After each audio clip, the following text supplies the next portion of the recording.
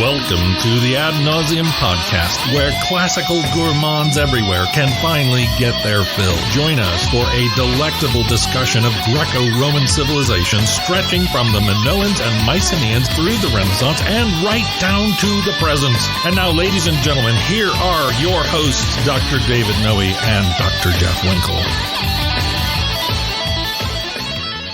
Welcome, listeners, to episode 105 of the Ad Nauseam podcast. I'm down here in the bunker. My name is Dr. Jeff Winkle. I'm here, as I always am, with my good friend and co-host, Dr. David Noe. How you feeling today, Dave? I'm doing well, Jeff. It's been a while, hasn't it? It has, yeah. We kind of ran into some of that holiday backup, malaise, malaise, and just kind of things getting busy. And, so it's been hard for us to get together, but here we are. Get the schedule going. Yep. I like the athletic kind of zippered pullover parka jumpsuit thing you're wearing. That's really nice. I actually wish it was a jumpsuit. Yeah, right. But I think it's a deep purple, fleecy. Yeah, fleacy. Glenn Hughes, in honor of Glenn Hughes. Who's Glenn Hughes? Deep purple. Oh, I see. Yeah, I got you. Right. It's a pop culture rock and roll reference. I know, but the lineup of that band has changed a zillion times. Okay. So I when I hear Deep Purple, I think David Coverdale. All right. Right. Fine. Okay. You don't like my references. I see where this is going. All right. I'm always trying to. As Johnny Pop, I get a little prickly. You're really living into that title, aren't you? I enjoy you it. Like very it much. a lot. I do. I do.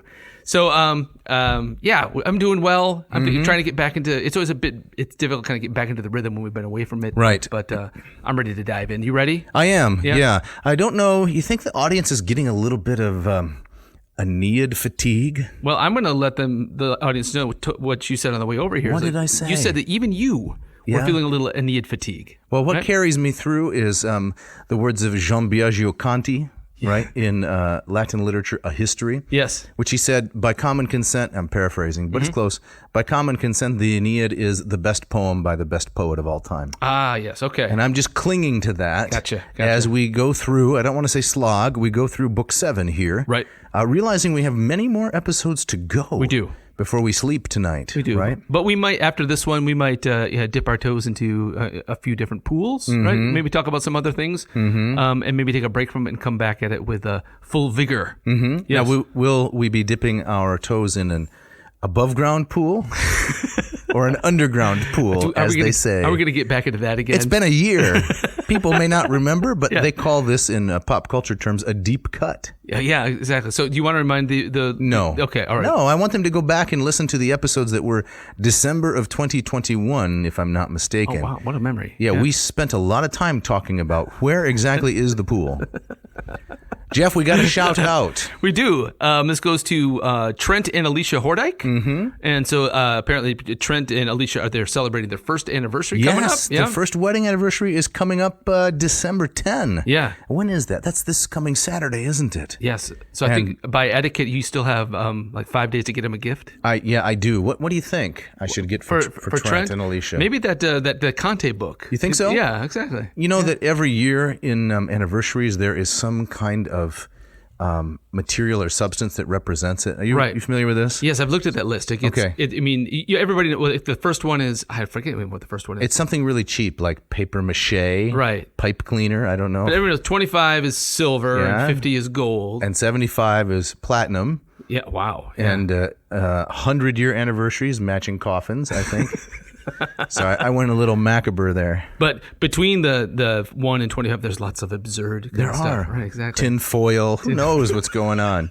So I'm not getting Trent and Alicia anything like that. But this shout out is their anniversary present. Yes. Trent has only been listening to the podcast for just a few short weeks. Okay. Interesting anecdote here. You want to hear this? I want to hear it. I tried to introduce Trent to the podcast, and he had a very good question. He said, "Do you have to know Latin in order to listen to the podcast?" And you said, "Of course not. No. It's a nice added bonus, right? But you don't need it, of course not." And so that gave him the permission. Oh, I need to check this out. Yeah, and he dove right in. He started out with Cranks for the Memories, which, if I'm not mistaken, is the first appearance of one of our best guests on the program. Yeah, Lazy Steve. Right, yeah. Lazy Steve. Right. He's been. I have a feeling he's going to show up. He's going to show up soon. Yeah. Mm-hmm. But he writes. I thought this was funny. By giving me baldness, the Lord has taught me what humility is. By giving me Alicia, his wife, the Lord has taught me what beauty is. Spoken like a man who's been married almost 1 year. No, I'm just kidding. That's very sweet. Very nice, Trent. Isn't that nice? So happy anniversary to you both. Thanks for living. Thanks for listening to the podcast. We hope you continue to enjoy it. He's got a lot of episodes to catch up on. Oh, he's got a lot of work to do. It's too bad he's a full-time student because maybe he should drop out, you think? Just drop out? Just to listen to the podcast? Yeah, catch up. Take a break. Yeah. I think that's a good idea. But I believe in Trent. All right. I believe, yes. So, Dave, we are back in the Aeneid this week. We are going to get back into Book VII. We made it kind of roughly, I think, about halfway through that book last time. And so just to remind the audience, the Trojans are here on the Italian boot. They're looking to kind of carve out their new Troy here. They've made a shaky alliance with King Latinus there, whose wife Amata is not on board. No, she's not. No. Lovey doesn't find much to admire in this newcomer, this upstart Aeneas. Right. And their daughter Lavinia is already betrothed to a Rutulian Hercules kind of a guy, namely Turnus. Turnus, right. And so Amata was all in favor of that particular union, and she Correct. doesn't like these plans being shaken up. And so we're dealing with some of the initial fallout from that. And this is going to spill over into blood and gore fairly soon. Yeah, there's a lot of fallout, boy, I tell you. Now, you made a double pop culture reference there. Did I? Right. So I think the one you think you're making is the one from The Simpsons. Okay. Right, where Fall Out Boy is the sidekick to what's the Atomic Man. Atomic Man, right, right. Are you aware of the band that took the name from I have never listened to any of their music. Yes. I do know that they are a band. Oh, wow. Okay. So I threw that in for you. Excellent. I appreciate that. Excellent. All right. Hey, should we start with our opening quote here? Yes. Let's have the Ope quote. Okay. This comes from an article called The Shield of Turnus, from the referencing something from the latter part of this book that we're in, by M.R. Gale in the journal Greece and Rome back in 1997. I was in grad school at the time. So was I. Mm-hmm. Yes. What does Mr. Gale have to say about the Shield of Turnus? Well, he starts as it's Britishy. Okay. It already irritates me. He says 2 pieces of armor are described. Not 2 pieces? 2 pieces. No, it's a 2-piece. Okay. It's a 2-piece set. 2 pieces of armor are described. Turnus's triple-crested helmet, decorated with an image of the fire-breathing chimera, and his shield, depicting the metamorphosis of Io. In what follows, I will argue that these 2 images suggest 2 competing interpretations of the character and fate of their wearer. Turnus can be viewed as an innocent victim of the gods, caught between the machinations of Juno and Jupiter's plans for the future of Rome, or as an enemy of order and peace, irredeemably compromised by his furor and battle lust, who must be destroyed so that the new golden age of Augustus can eventually be established. Abundant examples of either reading can be found in the critical literature of recent years, and it seems to me that both are in fact suggested by the text of the poem. The ambiguity surrounding Turnus's character and motivation can be further clarified in the light of the poet's handling elsewhere in the Aeneid and in the Eclogues and the Georgics of passion and violence and the possibility or impossibility of transcending them. These themes, I will suggest, are embodied in Turnus's 2 emblems, the fire-breathing monster and the defenseless woman transformed into an animal through the desires and jealousies of the gods. Interesting. So this shows up at the very end of this book. Right. And as I'm reading this opening quote, I'm not even sure we'll be able to get to the end of the book. I think we will. Okay. Well, we'll see. All right. But I find this kind of stuff interesting. That kind of layer of symbolism, that the first time we see Turnus in this armor, we see kind of the duality of his persona. Okay. And it struck me also on the way driving over here. Bob Seger was on the radio, and when Bob Seger comes on the radio, I tend to tune out. This is before you picked me up. This is before I picked you up, right? So I tuned out and I started thinking about the Aeneid, right? Do you ever just drive around thinking about the Aeneid? Yes. Right? Yeah. Yes, I do. Yeah. So I was thinking about it, and I was thinking about, so in the second half of the Aeneid is usually thought to be the Achilles phase, right? This is the Iliad. This is the Iliad phase of the poem. We've gotten through the Odyssey phase, yes, right? We're in the Iliadic. Right. So in terms of kind of corollaries, it strikes me that, okay, Aeneas is the invader. He's coming into this foreign land. Superficially, he would be our Achilles character. Correct. Right? Okay. And that would make Turnus, the rival of Aeneas, would be the Hector character. Correct. But I was thinking that while that, I certainly am on board with that, it strikes me that in terms of how the story plays out, who these characters are and how they relate to others, is that Aeneas is very much more like Hector. He has a son, We kind of see him as maybe not quite a family man, but Iulus has been part of this story, and Yes. and I think that makes him more sympathetic. Well, Turnus is the one, as this little clip of this article says, he's the one who becomes visited by the Fury, Right. and so it's that rage that overtakes him. And so while Turnus kind of plays that superficial Hector role, he's actually the Achilles here because he's the one that rage turns into this monster. And while we see Aeneas more as kind of we see him more domestically, even though he's the invader. What do you think about that? So we got Virgil kind of playing with these archetypes. Right. Well, my only question is, what does this have to do with Bob Seger? Well, as I said, when Bob Seger comes on the radio, Oh, I you find it tuned out. I find it very easy to tune him out. I see. And my mind goes elsewhere. We've got Book VII, Who Needs Tomorrow? Right, exactly. Let's make it last. Yes, exactly. So let's work on some of these night moves here. Right. Well, I think that most often, Aeneas is compared by the literature not to Achilles until he's the rage machine at the very end. At the very end. Book 12. Yes. He's most often compared unfavorably to Paris. This is a reverse Paris and Menelaus kind of a story. Whereas Paris comes to Sparta and steals Helen, and that's the cause of the war, the belli causa. Yeah. Now What we have is Aeneas coming to Italy and stealing Turnus's fiancée. Right. Okay. I see. I can see that as well. Right. So I do think you make a good point that Turnus is compared more to Achilles here than to Hector because of the rage. Yeah. I'm not completely convinced by Gale's argument. I find that perhaps the interpretation of the two images, the fire-breathing chimera and the metamorphosis of Io on the shield, I think he may be reading more into that than he really ought to. He may be guilty here of the standard academic trope of seeing things that aren't there. You think so? I wonder.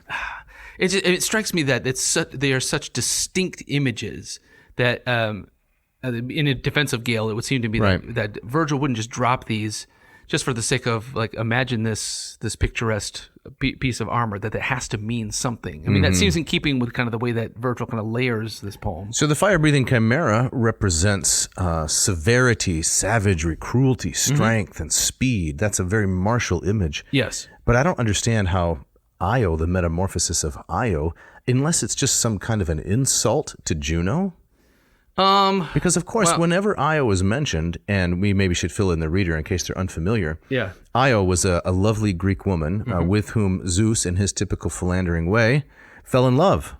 And after consummating his desire, he had to hide her from his wife, Hera, or Juno. So he transformed her into a cow, thinking that would be the perfect disguise. Right. And then she was compelled to wander, harassed by a gadfly, until such time as I think she was tied up by Hera and guarded by Argus with 100 eyes. Right. And then Hermes was sent by Zeus to slay Argos and free Io. And free Io. Right.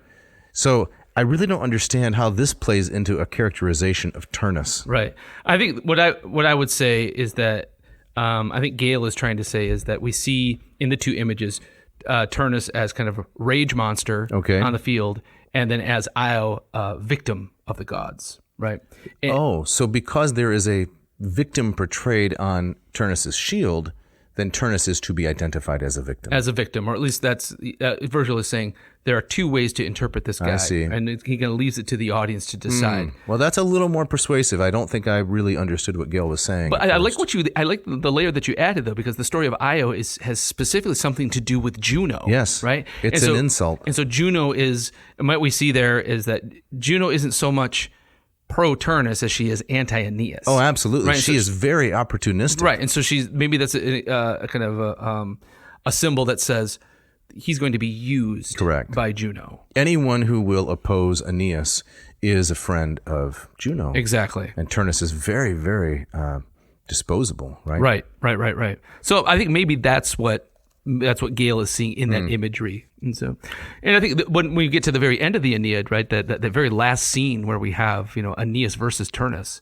there's all kinds of ambiguities. Absolutely. There. And like, how are we supposed to read that last scene? Right. And how are we supposed to interpret Aeneas and then therefore also the character of Turnus? And yes. maybe he's sowing the seeds right Right. here. Yeah. While we're talking about shields and images and so forth, Yeah. I am reminded of our earlier discussion about what you're wearing. Yes. And it occurs to me that this is a modern analog of this really ancient practice of decorating shields and so forth. Mm-hmm. You and I have both been trying in our senescence. Yes. Right? What are we now? Quinquagenarians almost? Yes, I am. You are not quite yet. I'm close. You're close. Boy, am I close to turning 50. Yeah. And so we've been trying to, get ourselves in a little bit better shape. Yep.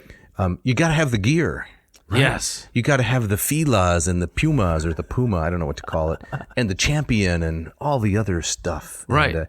And just by virtue of wearing something that looks athletic, it's kind of a sympathetic magic, right? It's very true. It's why people wear jerseys of sports stars. Yes. Because you hope that some of their tremendous athletic prowess will rub off just by virtue of wearing something with their name on it. It's very true, right? It's very silly, but it is. I think it's an analog to this ancient practice of decorating your shield with the chimera. Right. Or, as we know that the ancients did, you put the head of the Gorgon on your shield, right? Yeah, the epitropaic. Exactly. And so you're out there to petrify, figuratively, if not literally, your enemy, right? Right. It's like wearing a necklace that's strung with wolf's teeth, right? Yeah.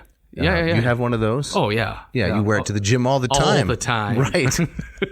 But yeah, there is that, dressing for success or or fake it till you make it. Yes. It gets all wrapped up in that, right? Dress for the job that you want, not the one that you have. Exactly. It's similar, I guess, on the Virgilian battlefield and in the gym. Yeah.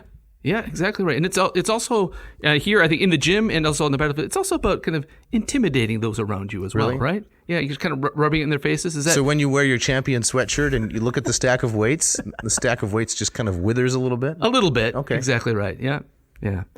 So we got to get back into this. Where were we? We're in it, Jeff. Okay. Well, I mean, we got to pick up where we left off. Okay. Right. So I think we're getting a bit ahead of things talking about the end of the book. Yes. So I think when we last were doing the Aeneid, Juno she's returned to the area. She's back from Argos. Yeah, a place sacred to her. Right. And so she is not happy about what she sees. And of course, as we've talked about, Juno knows the fate. She knows how this story is going to end, but she also knows that she can mess up all the stuff between point A and point B. That's right. To make it as miserable as possible. That's correct. Right.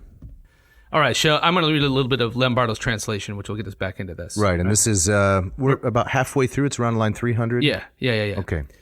At home on the land, their ships empty, she stopped in mid-air, pierced with grief, and shaking her head, poured forth these words. Ah, hated race, Phrygian fates at odds with mine.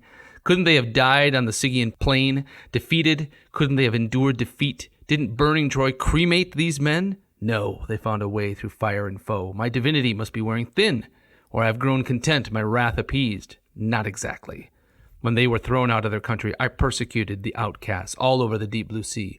All the powers of sea and sky have been used against them. So she's mad. Yes. Yeah. She's upset. Do you find Juno a little one note? She is a little bit one-dimensional here. Right. Yeah. I talk about this in my myth class. She plays largely a very thankless role in myth, right? She's just kind of reacting to what her philandering husband is doing. And maybe this is a little bit different. She's arm wrestling with fate itself. Right. To interpret this a little bit, I think that in the last 20 years or so, film or movies, as I like to call them, they've experimented more with the psychology of the villain a lot. Yeah. And I'm not entirely comfortable with it because there's almost a valorizing of villainous behavior and wicked behavior. But I think it's kind of a natural result of the fact that the villain in most of the movies has always been so one-dimensional. And so Juno is a little bit like that. Yeah. Right? If you're going to be a villainess, your role is really, really defined. There's not a lot of development, unlike the protagonist. Right, exactly. No, I've noticed that in films too. I mean, I've heard people say like the last 20, 25 years has been kind of the era of the anti-hero. Yeah. Now, literature, film has always had anti-heroes. Right. But you have them, it makes me think of characters like Tony Soprano or Walter White or Dexter. And I think that modern narratives have kind of gone out of the way to, one, make them much more complex and nuanced, right, and two, sympathetic in a way that villains hadn't been before. And so, right. And I think the flip side of that is that the hero, then, the good guys, not always, but often they become one-dimensional. And that's a great point. And I think it comes out of a very cynical landscape where the idea right. that someone can be moral and good kind of comes off as corny. Yes, you're right. And so where do you find interest? Where do you find nuance? Well, it's in the people who are conflicted. Yeah. Or even in portrayals of Batman. He's a hero, but is he? Right. You know? So I'm tired of it. Yeah. I'm waiting for that pendulum to swing. Right. Yeah. You just said everything I wanted to say. Okay. That's exactly right. So the first part you said that the villain has become more complex. Mm-hmm. That seems wise and good in terms of story development. Right. And I think that this is something Virgil does quite well with Turnus. Yes. As we'll see. But the second part, making the villain more sympathetic. Yeah. I can't really approve of that. Because the villain is often engaged in very immoral behavior. Right. And it makes it hard to cheer for the hero. Yeah, I'm with you there. I think there's value in making the villain not just simply a monster. Correct. Right. I think you see that evil is part of being human. Yes. Right? But it's not just a result of circumstance. Yeah. Right. When the villain is portrayed as completely his villainy or her villainy is completely a result of circumstance. Mm-hmm. Then the story's dead. Right. There has to be actual will. Yes, exactly right. So if you like to take the example of Tony Soprano, have you watched The Sopranos? No. Okay. Well, if it's a pop culture reference, I don't know it. So it's a mob. It's a show about the Italian mob, right? In New Jersey, right? And one of the ways that it was different than I think most kind of mob movies or shows is that we see the central character Tony as a mobster doing horrible mobster things, but we also see him as a husband and a father, right? And I think the show does a very good in kind of suggesting that it's not just poor Tony, the victim of his circumstance and his family, is that he chooses this, right? And so there are many good things in his life, yes, which are inconsistent with the wicked things he does. Exactly, right. And when you see him in the house, when you see him with his son and with his daughter, you can see the show. Okay, you can relate to that. Right. You can relate to him kind of worrying about his children, right? But also choosing this lifestyle that turns him into a monster. Yeah. I like that. Yeah. That seems very good storytelling. Good. At least as you've described it. All right, so Juno, right, in her one-dimensional kind of mustache twirling. Does Juno have a mustache? In this? No, but they don't do that anymore. That's Snidely Whiplash. Right. That's really old school. Yeah, right? That's from the Canadian Mounties, right? Yes. Dudley Do-Right's opponent, Snidely Whiplash. Exactly. What a name. Yeah. Well, he's kind of the quintessential one-dimensional villain, right? Right. He's the kind of person who's going to tie someone to the railroad track all the time. You would think he'd get a different idea every once in a while. No. Snidely's not too bright. So Juno decides that she's going to pull out the big guns, and she sends this fury, Allecto. Mm-hmm. And so Allecto, she shows up in Hesiod. Right. We learn that she is the daughter of Gaia, and she's had a very colorful origin study. Yes. Fertilized by the blood spilled from Uranus when Kronos castrated him. Huh. Yeah. That was a very fruitful surgery. There were a lot of things that came out of that, including Venus. Venus, right. That's what everybody looks at in that story. But no, remember the blood drops have these own kind of horrible results. Including Allecto, one of the Furies. Yep. And so she's the sister of Tisiphone and Megaera. And those three Furies, they fly themselves around with the snakes for hair, blood drips from their eyes, and they have bat wings.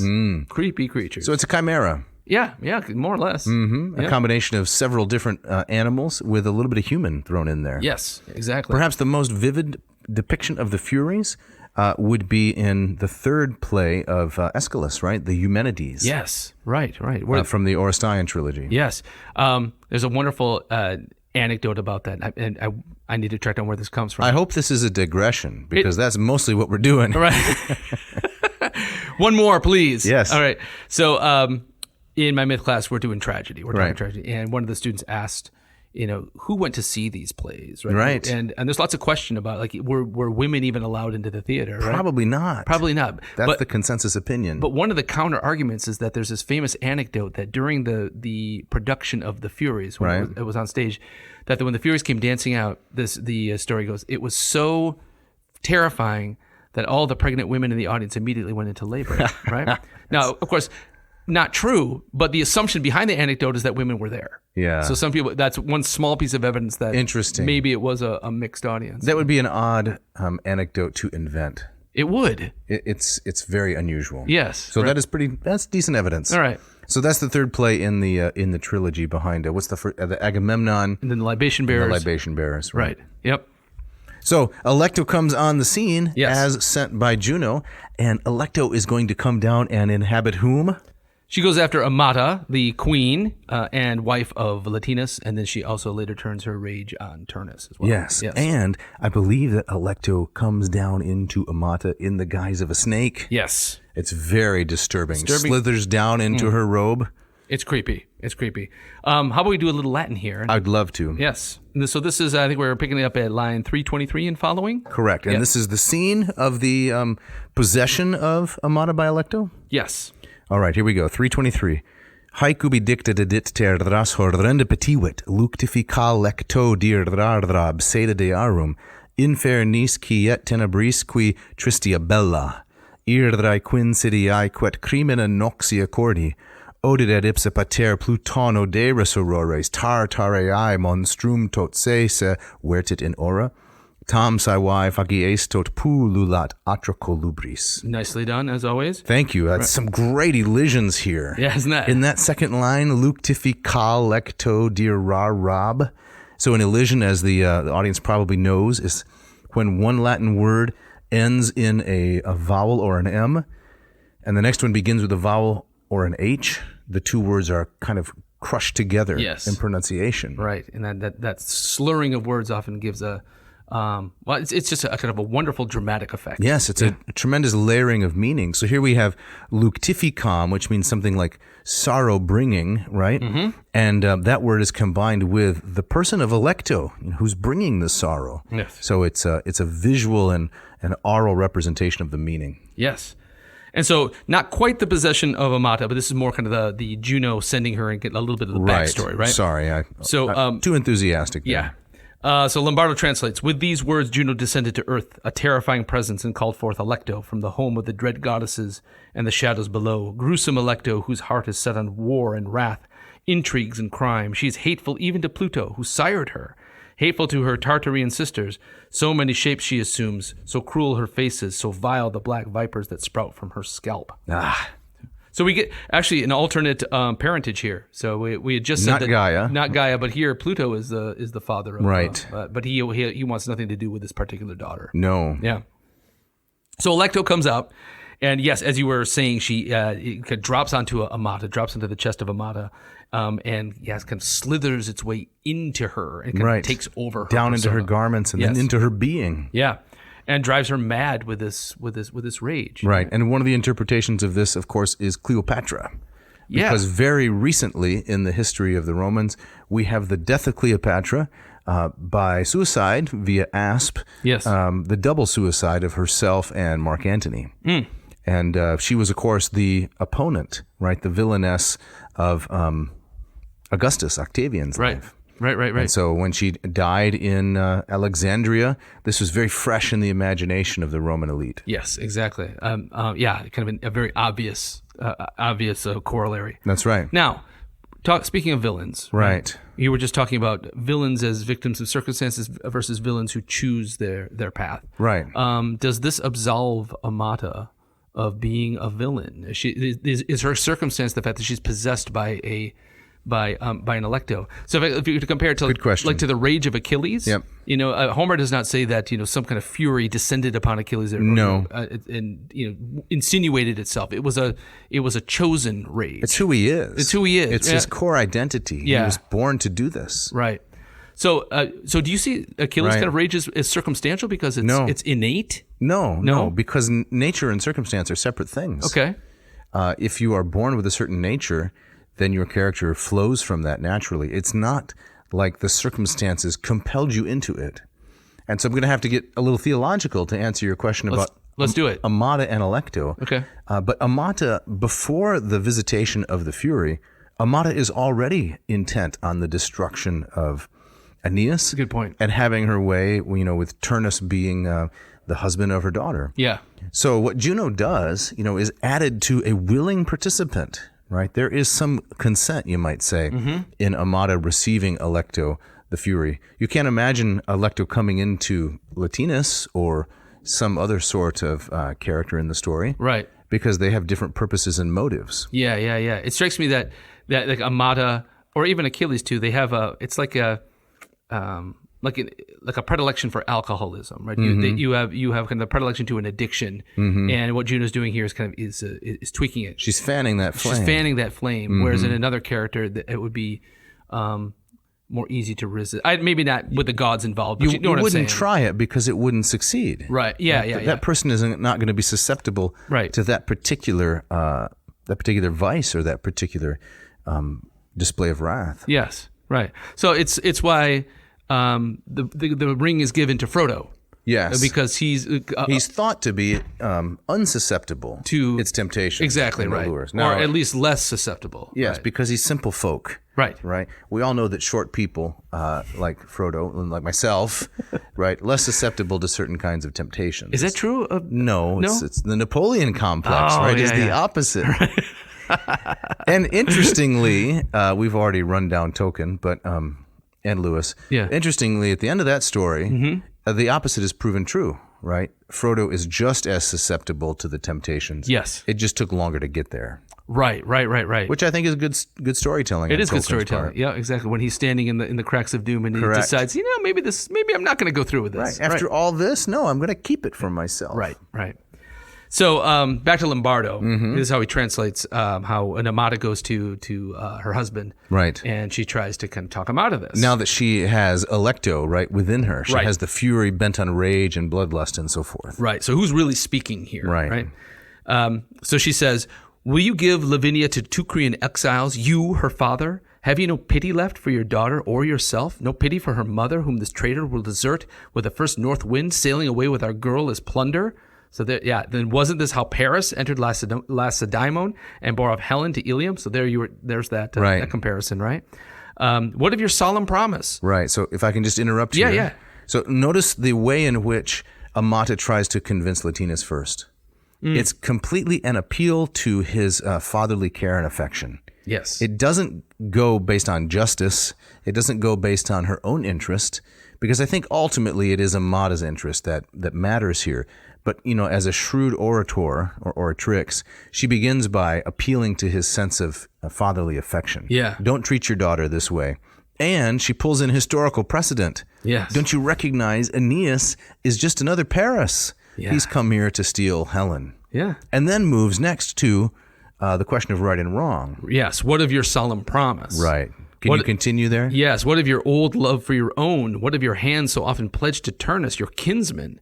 If it has been decided that we need a son-in-law of foreign stock, if the words of your father Faunus are so important, then I maintain that every land not under our rule is a foreign land, and the gods agree. Turnus himself, if he traces lineage, is descended from Innocuous and Acrisius, with roots in Mycenae, the heart of Greece. Right.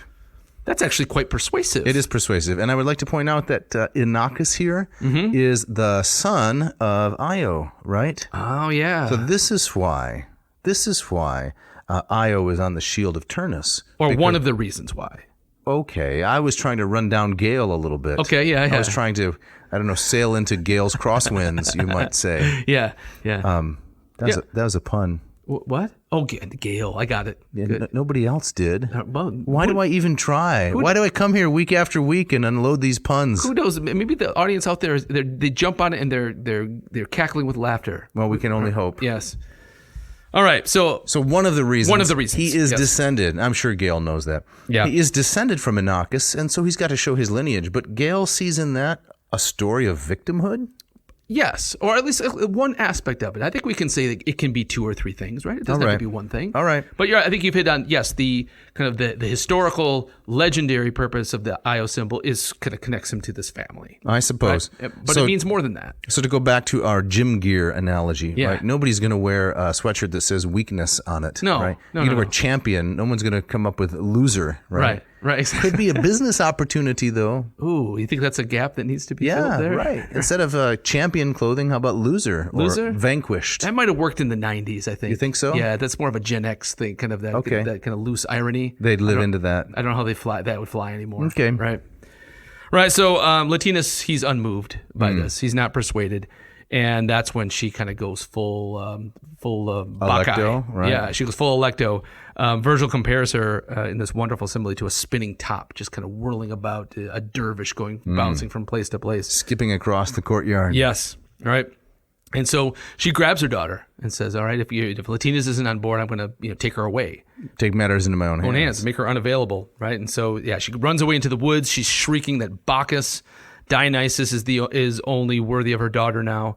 And she goes full bacchant. Yeah. And she even grabs her thirsus. Right. So maybe we should explain to the audience what a thyrsus is. Thyrsus is the staff of Dionysus. Yes, it's a long piece of wood. It has a pine cone on it. Top, yeah. Has some kinds of tendrils of ivy growing around it. It's supposed to be a kind of magic wand, I think. Yeah. When he waves it across the landscape, the flowers, come to bloom and so forth. Right. Yes. Wine or water comes up out of the ground. Right. Right. And where can you get one of these? Well, you can actually. I was looking that you can get a thyrsus of your own on Etsy. Are you being serious? I am being serious. Right. How many did you order? Do they come by the dozen? The one I found was $75. Oh, you're kidding! I'm way too cheap. Right. I want to find my thyrsus on a discount rack. Yeah, I would say so. Right. So this is a ruse, right, on Amata's part. She's saying, in order to avoid having my daughter marry Aeneas, if I can't win the argument with my husband Latinus, I'm just going to spirit her away into the woods and say she can only marry Bacchus. Yes. That's the only recourse left. Right, exactly. And so we see a bit of, it reminds me of Euripides' play. Right. So she leads not just her daughter, but she gets all the other women of the town whipped up, and they go out on the hillside. She's very much like Agave in the Euripides' play. Exactly, yep. Mm-hmm. Throws on a fawn skin and leads the women into the forest. Yes. Speaking of fawn skins, right. It's time for the ads.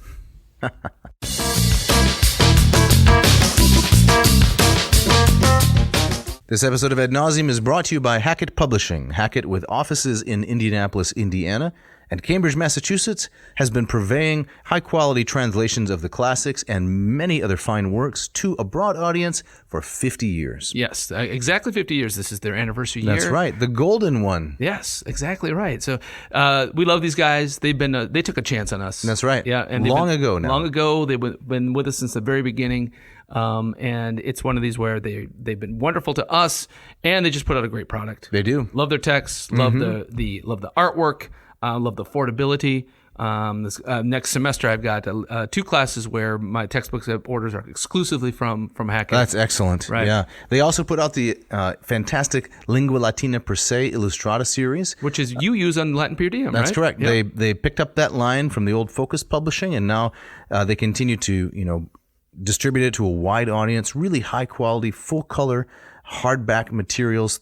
All of the books in that series, you really can't beat it. It's great. So audience, check it out. Go to hackettpublishing.com. Just take a scroll through their huge catalog. It's not just classics, it's everything. And find the stuff that you want. Put it in your little grocery basket. And if you type in the coupon code AN2022, it's Ad Nauseam and the current year. Yeah, make sure you don't put it in backwards. No typing in 2202NA. No. Yeah. That's not going to work. No, not you at got to all. go forward. AN2022. And Dave, what will that get them? I think that gets them 1% off and double the price of shipping. It's 20% off. Oh, really? And free shipping. No way. Yes. That is an excellent deal. It is. Check it out today. This episode of Ad Nauseam also brought to you by Ratio Coffee. Dave, have I talked about how much I love the ratio, how it pours? No. Why don't you talk a little bit about the pouring of the pour over? The aesthetic of the pouring. Right? Yeah, so you're just a poor boy, aren't you? I'm just a poor boy, right? Yep. Exactly. My story is seldom told. This morning, I brewed up another batch of coffee in my Ratio 8, and it came down to the elegant hand-blown borosilicate carafe. That's incredible. And I get it ready to go, and just the way it pours into the cup is worth the price of admission. It's a thing of beauty, It is a thing of beauty. Right. Right. And I used to have the 6. That was a wonderful machine too, and I've graduated to the 8. Did you re-gift the 6? No, I still have it. Right. Why are you keeping it around? I have it because is it just greed? It's not just greed. The 6 had the craft that kind of keeps the temperature, right? The hulking flagon, right? And so I like to keep that on hand if I want to, if I want to have some coffee now and maybe a little bit later. Yeah, 2 or 3 hours and it's still full temp. Right, and that's amazing. And that's without the roasting pan underneath. That's correct. It's incredible. So I woke up this morning and my typical routine is to pour some water into the 8. Yep. I've got the one with the oyster color and the walnut accents. Fits my kitchen really nicely.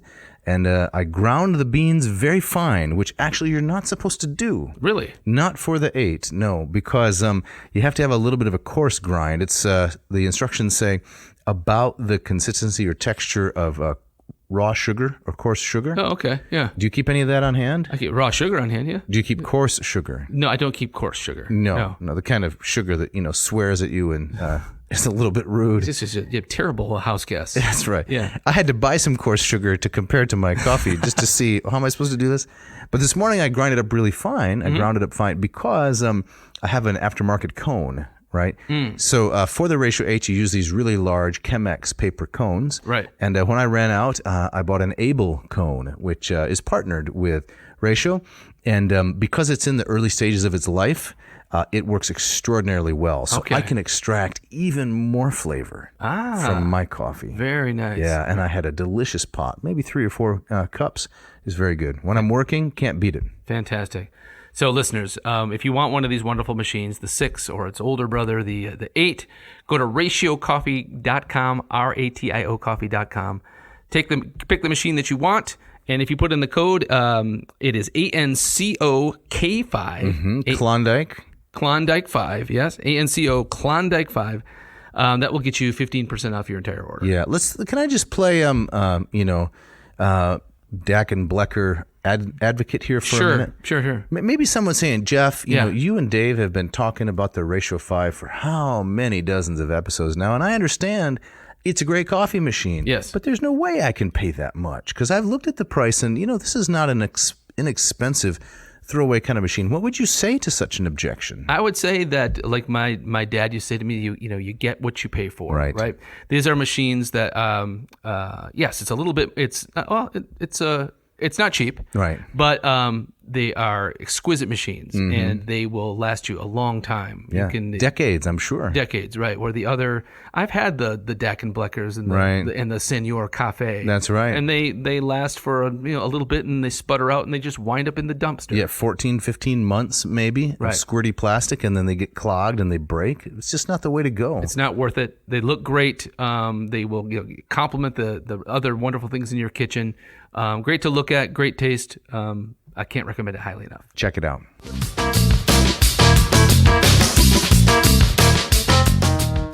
All right, Jeff, as we get back into it now, Amata, Lovey, the wife of Latinus, is going to take a little bit different tack here. Right. Well, she's going to go after Turnus. Is that what you're referring to? That's what I'm referring to. Right. And so in this case, instead of turning into a snake, she takes on the form of one Calube, who is an old priestess of Juno. And uses a shaming tactic here. Okay. Right. And it's like, what are you doing? Like, are you just going to sit there and let these Trojan boys waltz into your territory? These interlopers? Yeah. Right.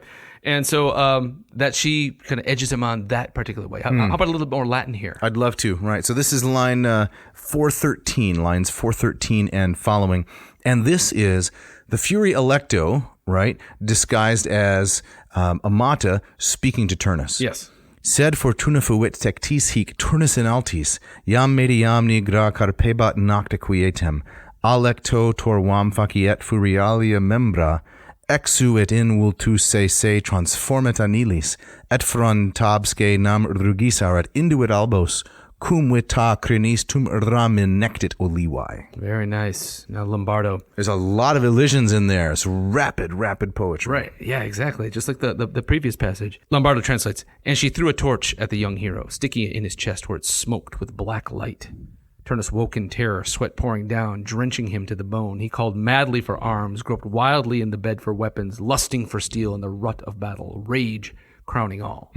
So it's very Achillean. Yeah, it is. Right? And it's great translation, by the way. Yeah, isn't that's so nice, right? Captures it really nicely. So he is in a dream, right? Yeah. And it's a gripping, vivid, violent dream. Do you ever, with your friends, family, discuss dreams? I haven't lately. Yeah. I mean, sometimes I'll share them with Beck if it's a particularly kind of odd or weird one. Right. Yeah.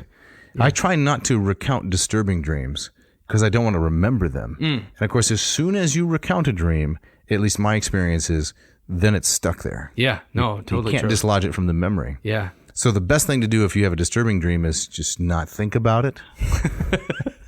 It seems to me. That works for you? Yeah, that works for me. Yeah. But here he has a vivid dream in which this torch is thrown and sticks in his chest. Yeah. And he wakes up, and what happens? He goes crazy, right? He goes, he's calling for armor. He's ready for war. Now, one of the things that we kind of just glossed over is when kind of before she throws the torch, or however we're supposed to imagine that, she tries to shame him, like, what are you doing just sitting around? And I think what's striking is how Turnus just throws it right back at her. It's like, you don't think I understand what's going on? Right. You don't think I understand what's at stake here? But it takes kind of this nightmare, this living nightmare, to kind of throw him into overdrive.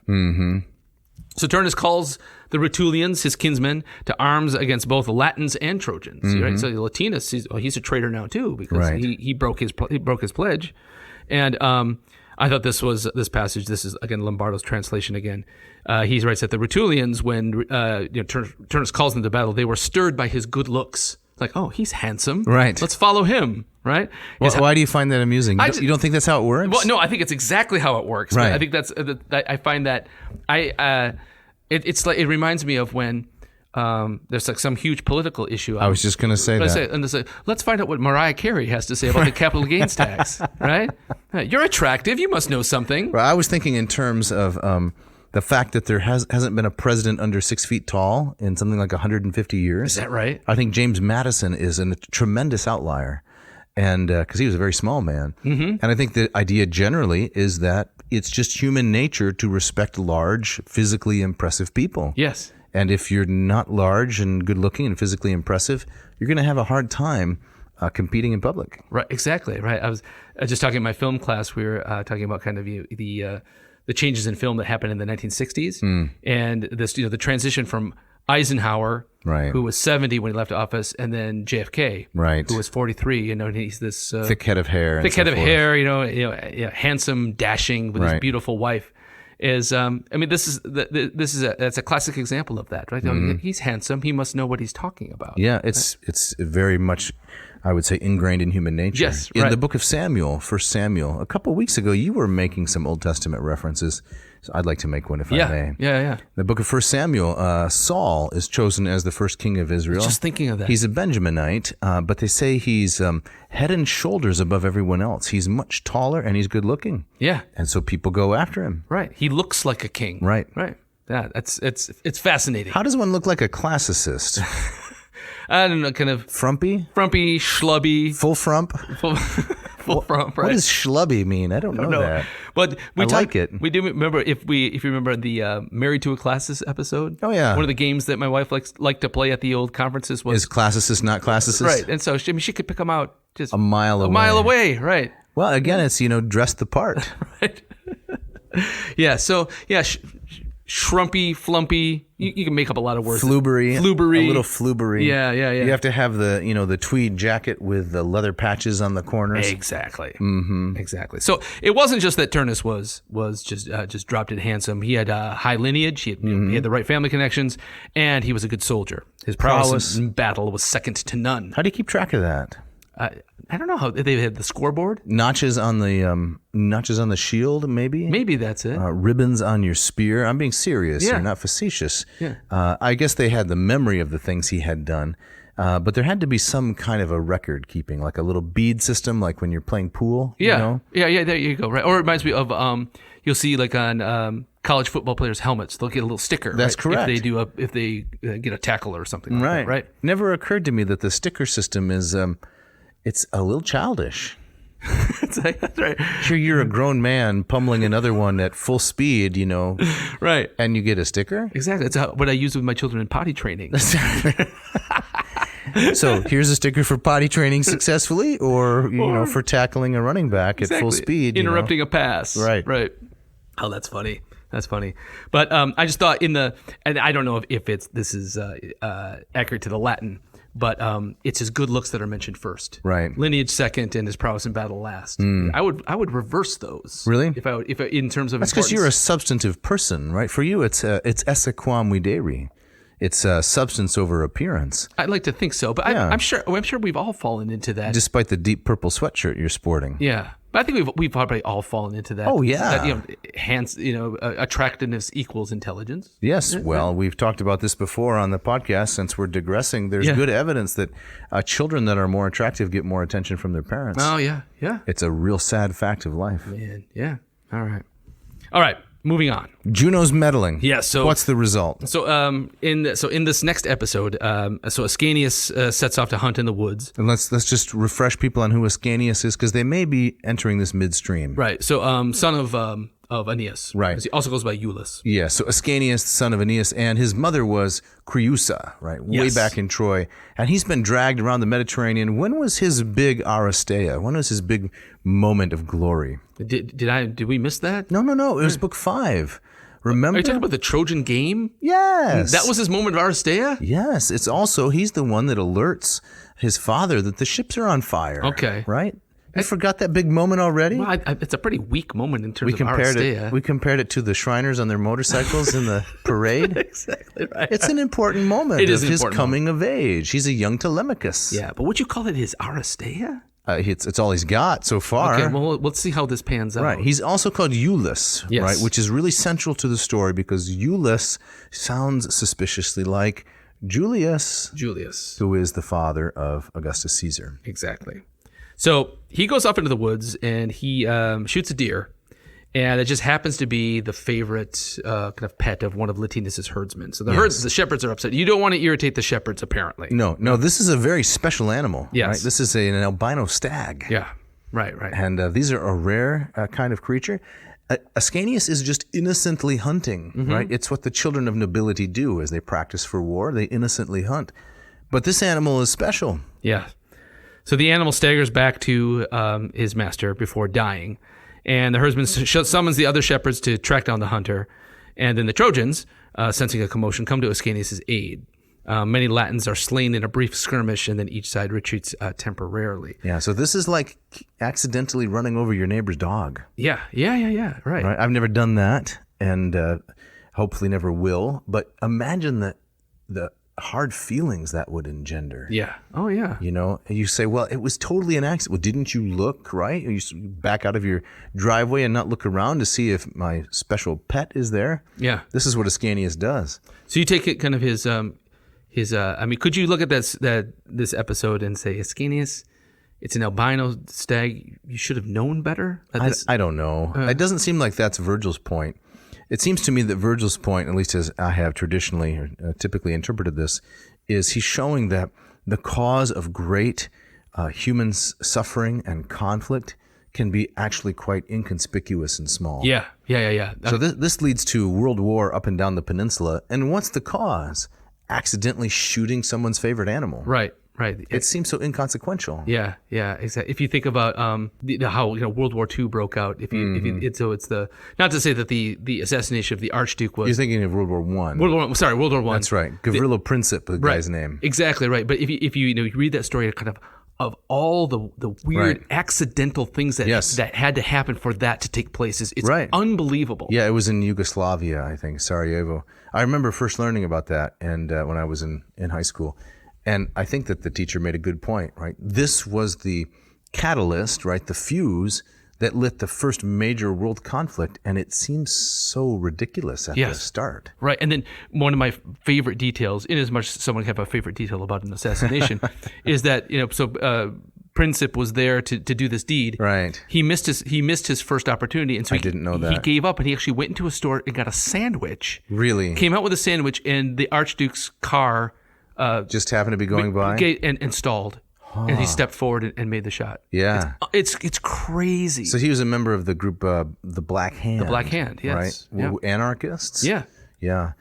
And so the car stalled. The car stalled, right? So there were other guys involved, and there was some bomb throwing that didn't go well. Right. And then the driver kind of panicked and was going to take another route to where he was supposed to give a speech, and it's stalled right in front of Princip, who's standing there with a sandwich in one hand and a gun in the other. Incredible. It's unbelievable. Do you know what kind of sandwich it was? I'm thinking it was some sort of salami. You think so? Because it was like an Italian deli or something. You're being serious. I am being serious. I'm resisting the urge to make jokes based on past references because a man's life was taken here. Yes. And a world war was inaugurated. Right. But it's hard not to think of how ridiculous human life is sometimes. Yeah. He's standing there with a sandwich and assassinates the Archduke. Yeah. Francis Ferdinand, I think. And then World War. World War. Millions of people's lives were ruined. Exactly. Yeah, so just one small domino knocks over a million others. Yeah, the butterfly effect. So here we have a similar thing with the death of this favorite stag, this albino deer. Right, and that falls into a trope that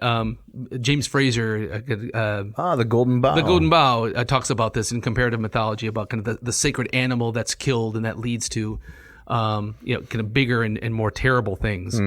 And so this reminds me of Artemis has her favorite stag that is one of Hercules' labors to capture. He's not allowed to kill it, but he has to go and hunt it. The Cyrenian hind. Yes, belongs to Artemis, right? And he ends up breaking off its antlers. Right. He's got the golden antlers, right? And it's got bronze hooves. He's got to run for a year to catch the animal. Yes, right. I think the better corollary here are the Greeks who killed another sacred animal to Artemis at Aulis. Right. And she causes the winds to stop. Right. And the sacrifice of Iphigenia. Right. So it demands a human sacrifice.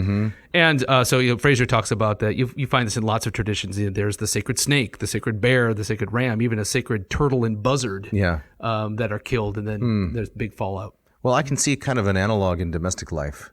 Right. Let's say in family life here, I'm not going to get too personal or autobiographical. In family life, if there's any kind of a little irritation or something, in the normal routines of marriage and family, if someone takes the last slice of pizza, right? Yes. Or, finishes off the last bit of cereal or whatever the food is, or you say you got a box of donuts that grandma dropped off, someone takes the last donut, that object becomes the unexpected catalyst for a much larger conflict. It's very true. Right? It's so true. You say, what are we arguing about? Well, we're not really arguing about the donut. There's bigger things behind this. Yes. Right? Right. Now, in the last couple of weddings I've attended. Can I ask first? Yes, please. Does that ever happen in the Winkle house? Oh. What I just described? All the time. And my story is germane. And so last couple of weddings I've gone to, again, the reception, they'll have like a box where the bride and groom will ask, if you have advice for us, right? Put it in a box, right? That seems like such a unwise thing to do. Ask for advice at your wedding? Don't give us any advice. Please, Just leave us alone. Let us make all our own mistakes. Exactly right. Because who wants to read all of that immediately after you get married? Right. Yeah. So both times they had like a box or a jar. Right. And what I wrote down was, never take the last of anything. Yes. And I think that's, as far as advice goes, that's really good. Nice job, Jeff. Right. That is excellent advice. Yeah. I wish you had come to my wedding and dropped that off. Never take the last of anything. Yeah. So now, in the perfectly unselfish home, right? There would just be rotten food everywhere. Right. Yes, the unintended consequences of that. Right. Because no one would take the last of anything. Yeah. So. Yeah. So anyway, the shepherds and Queen Amata, they all clamor for Latinus, say, you gotta launch war against the Trojans. Again, Latinus, he does not want to. He's hesitant, but he recognizes that this situation is quickly spiraling out of his control. And then Juno pulls the plug on Allecto. So she's done enough and now starts to steer the conflict in a more personal kind of way. Yes. So can I read some of the Lombardo translation here? Right. I singled this out just because, it's maybe beating the Allecto thing a little bit to death, but it's such a great exit. That's she an gets. Odd expression, to beat a fury to death. It is a great exit. So give us the translation. Yeah, it's a grand exit, right? Yes. All exits should be grand, and all entrances should be grand. Really? Isn't this how you come into the classroom? Like with fanfare and trumpets blazing and blasting? I fantasized many years ago about like having like intro music, how like a baseball player will come to the plate and they have their entry music. They have their own song, right? Their theme song. What would yours be? I for a while I thought it would be like Soul Man. Soul Man. Right. Da, da, da. Yeah. Who is it? Is it James Brown? It's not. I forget who that is. It's not James Brown. But how about you? Off the top of your head, entry music? Well, I'm thinking something from the Rocky genre, right? Oh yeah, something that's got a little bit of a fighting beat, something from Survivor. Pumps up the class. Correct. Yeah. Because it's all going to be downhill from there. So we got to key them up, right? All right. Give us the Allecto's exit then. Thus Juno, daughter of Saturn, serpents hissed in Allecto's wings as she spread them wide, leaving the world above for her home in Cocytus. There is a place in the heart of Italy, beneath towering mountains, the famed vale of Amsanctus. Dark woods surround it, and a stream roars through its center, spilling over rocks and swirling in eddies. Oh, the swirling eddies. Here can be seen a dread cavern and fissures through which the Dark Lord breathes, and a vast gorge that belches out Acheron. Here the Fury disappeared, relieving heaven and earth of her abhorrent presence. Isn't that spectacular? It is. Right. It's not only a great translation, right? It's a great translation of just brilliant poetry. It's brilliant poetry, right? And I love I get how Virgil here doesn't just give Allecto a great exit. He locates this.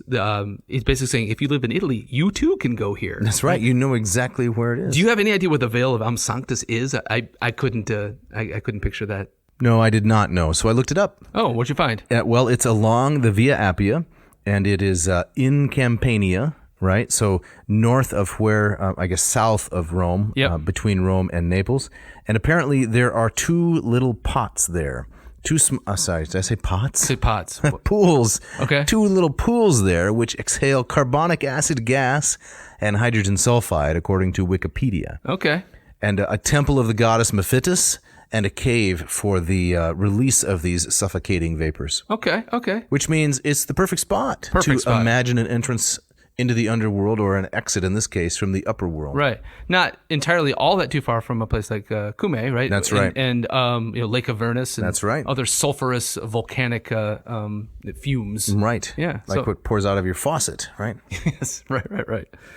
All right, so Allecto's on the way out. Yes, and so are we. We are. So we're up against it. We are up against it. So when we begin next time, Juno is coming down to take things into her own hands, and she is going to open the gates of war. That's correct. And we're going to talk at some length about what that means and what that would have meant for a Roman. Right. It's quite a process, I understand, to open the gates of war. Really? I don't think it's a combination lock. I think it's a series of skeletal keys, maybe. No punch code, like, I don't think five so. digits? Or the little fob. We're so spoiled we don't have to remember anything. Right. Just hold up the little electrical doohickey, and it grants you access. This is a much more elaborate process. You don't just step up and grab the handle. No. To open the gates of war requires quite a bit. Yeah. And we're going to look at some of the instances in Roman history of when the gates of war were opened. Right. A great name for a tour, right? What a tour? Yeah, for like a rock band tours, Gates of War. Gates of War. I think the Swirling Eddies. That's what they called their 93 concert tour. That doesn't seem right. No, that's right.